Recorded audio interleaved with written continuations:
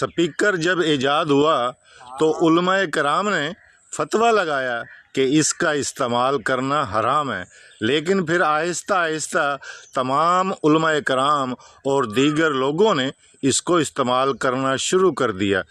سیاسی لوگ اس کو سیاسی جلسوں میں اس کا بے دریغ استعمال کرتے رہے اور علماء کرام مسجد اور مدرسوں میں صبح سے لے کر شام تک اس کا بے دریغ استعمال کرتا رہے۔ اور پھر ایک وہ وقت بھی ہم نے دیکھا کہ جب اس سپیکر پر ایک دوسرے کو کافر کافر کے نعرے لگا کر اس سپیکر کا بے دریغ استعمال کیا گیا اور لوگوں نے پھر مسجد اور مدرسے کے پاس گھر لینے سے اجتناب کرنا شروع کر دیا۔ آخرکار گورنمنٹ کو ہوش آیا اور گورنمنٹ نے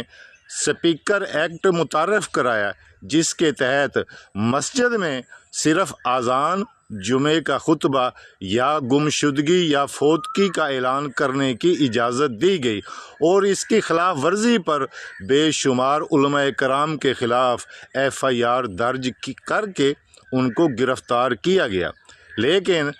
اس سپیکر کا استعمال مسجد اور مدرسے میں تو کافی حد تک اب کنٹرول ہو چکا ہے، لیکن گلیوں اور محلوں میں اس کا بے دریغ استعمال پہلے سے زیادہ بڑھ چکا ہے۔ ہر گلی محلے میں صبح سے لے کر شام تک فروٹ بیچنے والے، سبزی بیچنے والے، حتیٰ کہ مانگنے والے اس سپیکر کا بے دریغ استعمال کر رہے ہیں اور ان کو کوئی پوچھنے والا نہیں۔ خدا کے لیے اس سپیکر کا استعمال گلی محلوں میں بھی کنٹرول کیا جائے۔ ہر گلی محلے میں کوئی نہ کوئی بوڑھا آدمی، کوئی مریض موجود ہوتا ہے، کوئی ایسا آدمی ضرور ہوتا ہے کہ جس کی رات کی جاب ہوتی ہے، وہ رات کو کوئی پرائیویٹ طور پر کوئی دکان وغیرہ